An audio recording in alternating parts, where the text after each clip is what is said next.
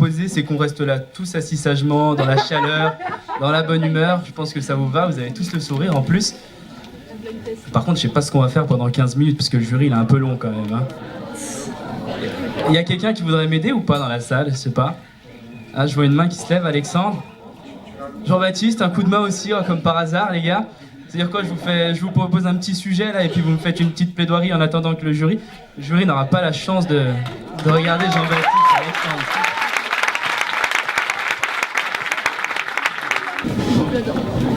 On va pas faire l'effet de surprise, j'avais pensé à un petit sujet qui me trottait en tête. J'espère que je vois pas trop d'enfants, mais en même temps, je suis désolé pour eux s'ils sont là, mais en même temps demain c'est l'école, ils doivent être couchés. Vous imaginez un peu le genre de sujet que ça va être ou pas? Je sais pas, non? Des petites idées? Ah, il y a des idées, non, vous vous perdez. Non, Louise, tu te perds. Non, c'est pas ça. C'est rien à voir, c'est par rapport au Père Noël en fait. C'est pour ça que je voulais pas qu'il y ait d'enfants, parce qu'ils vont être un peu déçus sur certaines plaidoiries. Le Père Noël est-il une ordure? Bonne question, hein. Jean-Baptiste, le pour, hein, il est une ordure ou pas? Hein, tu vas nous le prouver? Bon, bah je pense qu'on t'écoute. Hein. Allez, merci. Bon, messieurs, dames, ce soir m'incombe alors, apparemment, la lourde tâche de démontrer que le Père Noël n'est qu'une belle ordure. Bravo. Merci, bonne soirée. Donc, pour commencer, je vais vous parler de ces lettres qu'on a tous écrites au Père Noël, qui d'ailleurs ne m'a jamais répondu. Hein. Pourtant, n'est-ce pas la moindre des choses, quand on reçoit une lettre, que de répondre? Quel grossier personnage que ce Père Noël. Laissez-moi donc vous lire un extrait de la lettre que j'ai écrite avec amour cette année, Papa Noël. C'est quand même drôle. Monsieur Noël, j'ai cette année encore été frappé par votre manque de savoir-vivre. Loin de moi l'idée de vous juger. Mais il ne me semble pas que vous soyez débordé au point de ne pas pouvoir donner suite à mes courriers. Je vous écris chaque année et jamais je n'ai eu une seule réponse. Pensez à tous ces enfants qui vous écrivent avec espoir et à qui vous ne donnez aucun signe de vie. Pas étonnant qu'ils finissent par ne plus croire en votre existence. Mais moi, je ne céderai pas aussi facilement. Avez-vous au moins conscience, lui ai-je dit, de l'influence et de l'emprise que vous avez sur nos vies? Certes, vous nous rendez heureux un jour dans l'année, en nous offrant des cadeaux. Mais tous les autres jours de l'année, c'est la crainte que vous nous inspirez. Alors oui, finissons-en avec cette lettre. J'étais un peu grossier sur la fin. Le Père Noël, c'est quand même le plus grand maître chanteur que la terre n'ait jamais porté. On doit être sage pour que celui-ci daigne nous apporter des cadeaux. Mais qui est-il pour nous juger? Lui qui passe l'année à se pavaner et ne travaille que durant le mois de décembre. Et encore, nous verrons par la suite que... Car oui, messieurs, dames, nous sommes attendris par l'image de ces petits lutins qui fabriquent nos jouets toute l'année. Mais mettez-vous à leur place. Imaginez que vous soyez muté en Laponie, où il gèle toute l'année, fait plus nuit que jour, avec pour seule compagnie des Inuits et un barbu obèse. Vous seriez certainement ravis. D'autant plus, beaucoup moins drôle, que les lutins sont exploités toute l'année, pendant que Papa Noël passe ses journées à se la couler douce. Alors oui, j'entends déjà mes contradicteurs arguer que le Père Noël est stressé pendant la période autour de ce matin du 25 décembre, qu'il a beaucoup de travail, il a sa tournée à faire. Mais êtes-vous naïf au point de croire que c'est bien le Père Noël qui fait cette tournée, lui seul?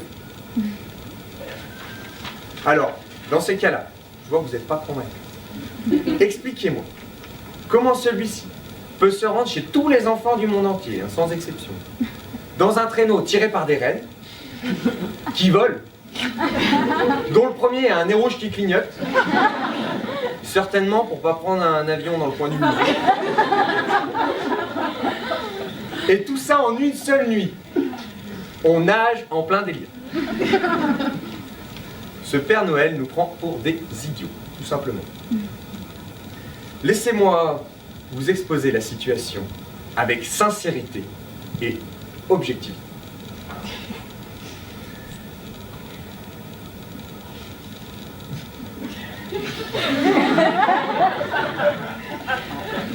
Je vais le faire. Donc, ce sont en réalité les lutins qui viennent livrer nos cadeaux la nuit du 24 décembre. Ces petits lutins, ces petits elfes qui sont exploités. Ceux-ci se répartissent le travail par zone géographique, c'est déjà beaucoup plus plausible, hein, et livrent ainsi une multitude de cadeaux à travers le monde, en l'espace de quelques heures seulement. Ils doivent s'organiser, se tenir au courant en cas de problème, lourde tâche. Et attention, si le travail des lutins n'est pas irréprochable, le Père Noël ne se gêne pas pour les enguirlander.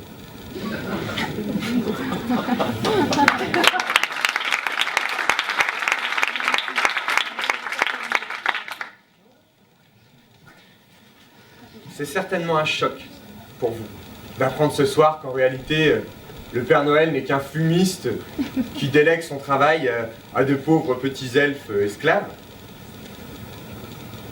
Mais des indices auraient pu vous mettre sur la piste. Imaginez le Père Noël. Vous voyez le gabarit? Maintenant, le conduit de cheminée. Vous prenez le Père Noël. Ouais, il y a un truc qui va pas. En effet, seulement les lutins peuvent être capables de se glisser dans le conduit de cheminée pour aller nous offrir nos cadeaux. C'est eux qui en prennent le risque. Il y a également autre chose que j'ai beaucoup de mal à comprendre encore aujourd'hui. Comment ne pas se rendre compte que le gros barbu n'est autre que le gourou de la secte la plus fructueuse de l'univers. On lui voue un véritable culte de la personnalité. Il est partout. On fabrique des objets, des jouets, des affiches à son effigie. Personne n'ose le critiquer. Tout le monde le considère comme l'être parfait, gentil, altruiste. Il est toujours vêtu de rouge. Cette couleur, pendant les fêtes, envahit le paysage. Cela ne vous rappelle rien? On disait Staline, petit père des peuples. Aujourd'hui, on chante Petit Papa Noël, ça choque plus personne.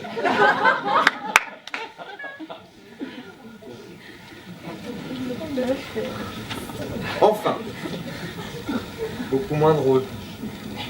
Faut que je vous raconte comment j'ai découvert l'arnaque. Quand même. C'était aux environs de Noël. Donc tous les enfants du village étaient réunis à la salle des fêtes et on appelait le Père Noël avec ferveur. Et là, il est arrivé, jusqu'ici rien d'anormal, tout est habituel. Or, j'ai remarqué, j'étais observateur, que le Père Noël avait les mêmes chaussures que Gérard, le maire du village.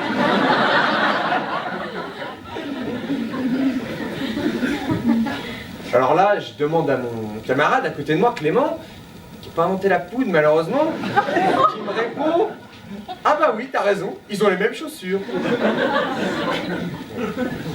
J'ai compris que j'aurais pas de soutien du côté de mes camarades. Hein.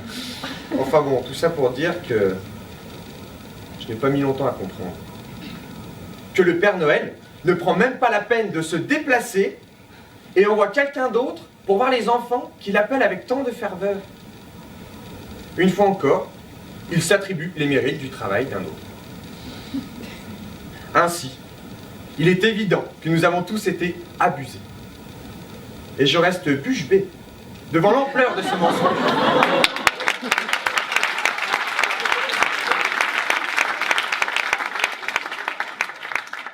Vous aurez donc compris que le Père Noël est loin d'être irréprochable et qu'en réalité celui-ci n'est qu'une belle ordure.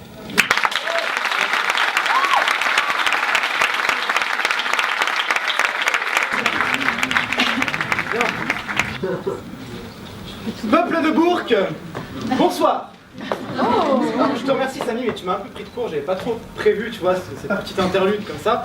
Mais bon, fidèle ami du Père Noël, j'ai quand même amené mon bonnet. Voilà, donc je vais le mettre, sinon ça sert à rien. Ça fait bien. Bien, le Père Noël est-il une ordure? Alors ce soir, j'ai l'incommensurable honneur de défendre un client pas comme les autres. Oui, ce soir, mesdames et messieurs, je défends le Père Noël. Le Père Noël. Noël, ma période préférée de l'année. Et pourquoi? Parce qu'on a des cadeaux. Et qui c'est qui offre les cadeaux? Le Putain. Voilà, merci. Bien, je découperai mon propos en plusieurs morceaux, comme une bûche de Noël. Bien, qui est le Père Noël? Alors, selon l'internaute.com, j'aime bien dire ça, ça fait crédible. Selon l'internaute.com, le Père Noël est un personnage légendaire qui offre des cadeaux aux enfants le soir de Noël. Mais, vous savez, l'enfance, eh bien, c'est de croire qu'avec un sapin de Noël et 3 flocons de neige, toute la terre est changée. Mais n'est-ce pas magnifique? C'est beau, c'est magique, c'est Noël. Bien. Vous savez, c'est tellement émouvant que là, j'ai des flocons de neige dans mes yeux.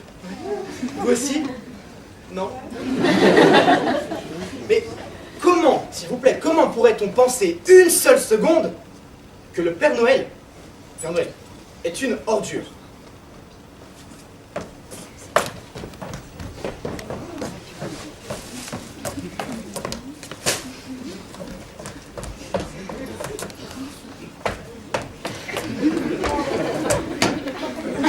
Vous le voyez, regardez par vous-même. Nous avons là le Père Noël, ok, et là, une ordure. S'il vous plaît. Comme le disait... non, ça... Non, ok. Bon, ça fait 5 minutes que je parle, là j'en vois certains, ils m'ont l'air un peu circonflexes. Je la refais. Le soir, nous sommes au théâtre, ok. Je vous présente le Père Noël. Le Père Noël, voilà. Bon, taille miniature, certes, mais bon, c'est quand même un Père Noël. Et je vous présente une ordure ménagère. Bon. Très bien. Donc, comme le disait une grande philosophe de notre siècle, non mais allô quoi. Le Père Noël, ça paraît évident que c'est pas une ordure. Enfin, je veux dire, la forme, la taille, bon, il est un peu plus grand normalement, mais... Bon, à ceux qui pensent le contraire et qui disent que le Père Noël est une ordure, eh bien à cela, je vous dis que vous êtes des sans-cœurs. Oui, vous n'avez pas de cœur. Vous voulez empêcher les enfants de croire au Père Noël. Mais c'est monstrueux. Mais c'est ignoble. Mais quelle ignominie, s'il vous plaît. Mais... Ah, vous êtes des adeptes du Père Fouettard. Mais...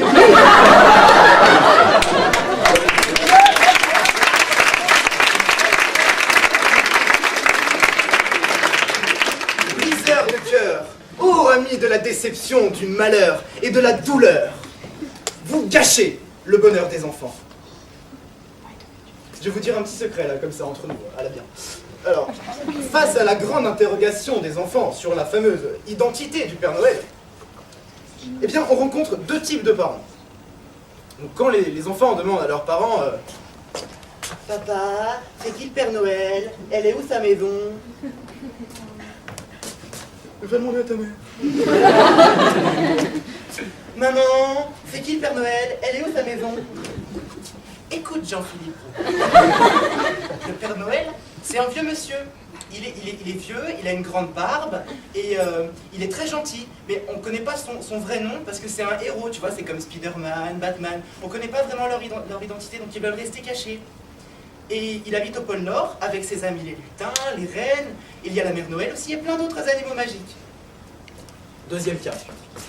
Papa, c'est qui le Père Noël? Elle est où sa maison? Tiens, c'est un vrai neuneu. Père Noël, il n'existe pas. Non, croire ces choses-là. C'est pas comme ça qu'on réussit dans le vie.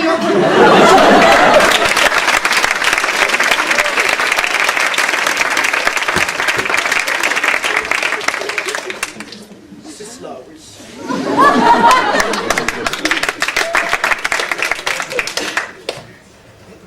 Non mais, je suis pour le Père Noël. Sérieusement, je vais même créer une ligue de soutien. Oui, je vais l'appeler la Team Papa Noël. Et pourquoi? C'est vrai, le Père Noël, il a réellement besoin de soutien. Dois-je vous rappeler le nombre d'habitants sur cette terre qui attendent leurs cadeaux, tous à la même heure? Bon, en prenant en compte le décalage horaire et la vitesse du traîneau, supposons que celle-ci soit... Einstein, sort de ce corps! Oui, ok, je me calme. C'est le Père Noël. Bien, non, mesdames et messieurs, sérieusement, on a de la chance d'avoir un Père Noël parfait. Dites-moi, entre nous comme ça, vous vous souvenez de cet air qu'on ne chante qu'une fois par an? Oui, ce chant de Noël. Petit Papa Noël, quand tu descendras du ciel. Ok, merci. Non mais c'est beau comme parole, c'est touchant. Une analyse de philosophe dirait que, philosophe littéraire, hein, dirait que dans ces quelques mots que nous venons d'interpréter, se trouve une sorte de métaphore. Oui, en effet, le Père Noël descend du ciel. Mais alors, cela ne vous rappelle pas quelque chose comme les anges? Non, pas les anges de la télé-réalité. Les anges, voilà, non, pour moi, le Père Noël a vraiment quelque chose de divin. C'est une icône, et je le vénère, Père Noël, je vous vénère, je vous le dis, je vous vénère. Cet homme, chargé de cadeaux, ok, qui descend du ciel, avec un traîneau magique, des rennes qui volent, et qui parcourt la terre entière, affrontant des tempêtes de neige, des vents glaciales, et tout ça, mesdames et messieurs, sans GPS. Eh bien, franchement, cet homme n'est pas une ordure, et il mérite nos applaudissements.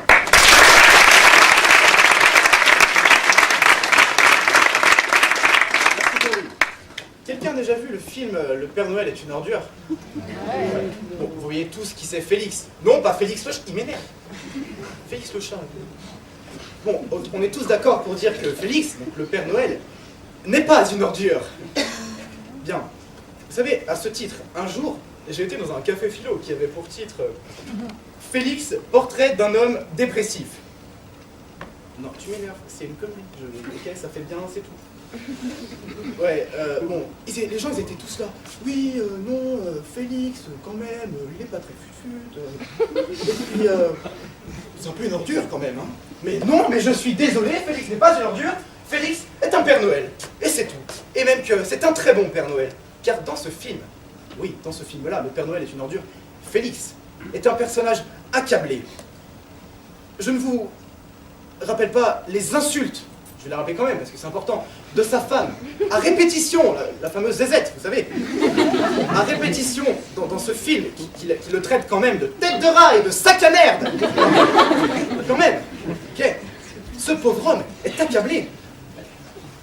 Alors au fond, Félix, il a un bon fond.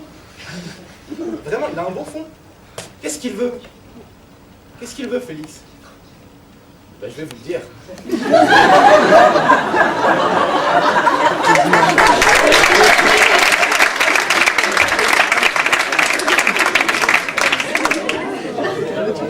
Zézette décide de se barrer avec la bouffe, les fringues, le fer à repasser, et elle emmène même le caddie, pour vous dire à un point comme c'est une... Non, je me calme. Alors forcément, bon, il va la chercher donc chez sa cousine Thérèse, fameuse Thérèse. Et bon, il arrive, bonsoir, Zézette, j'aime bien. Oui, bon, ils sont pas trop d'accord, ils se disputent, alors après une tentative de suicide, un meurtre, eh ben, ils réussissent tout de même à être heureux. Oui, je ne vous rappelle pas le film, à la fin, ils vont même distribuer des cadeaux aux animaux. Alors, que contenaient ces cadeaux, ça vous savez tous. Mais c'était quand même des cadeaux, voilà. Mais enfin, le Père Noël, il ne cherche pas le mal, il veut le bien. Oui, il cherche simplement à aider parce que sa femme aussi, il faut le dire, elle est enceinte. Donc il prend en compte le bonheur de son futur petit bébé, tout comme la passion qui l'anime au fond de lui. Oui, la passion des enfants. Alors, au risque de me répéter, mesdames et messieurs, mon client n'est pas une ordure. Alors, pour finir, laissez-moi vous dire que si tout le monde croyait au Père Noël, car oui, il faut croire au Père Noël, le Père Noël existe et il se trouve en chacun de vous, même si on a un vrai, bien sûr. Eh bien, si tout le monde croyait au Père Noël, eh bien peut-être que pour rentrer chez vous, il ne serait pas obligé de passer par... J'ai une petite devinette comme ça, vous allez voir, c'est pittoresque. Je fume, le ramoneur me nettoie, je suis sur le toit de la maison et le Père Noël passe par mon trou. Qui suis-je? Oui, vous le savez tous, je suis l'orifice de votre maison, la cheminée. Bien. Mais, alors si vous le savez tous, vous n'avez pas honte de faire passer le Père Noël par votre cheminée? Le soir de Noël, quand vous entendez, avant d'aller vous coucher, ces petites mélodies, cet air si mélodieux, eh bien, vous ouvrez la porte, bien naturellement, et vous lui payez un coup à boire, vous lui donnez à manger, et vous verrez, le Père Noël sera encore plus gentil qu'il n'est déjà. Car au fond, le Père Noël est grand, le Père Noël est fort, et le Père Noël est un héros. Ho ho ho, joyeux Noël!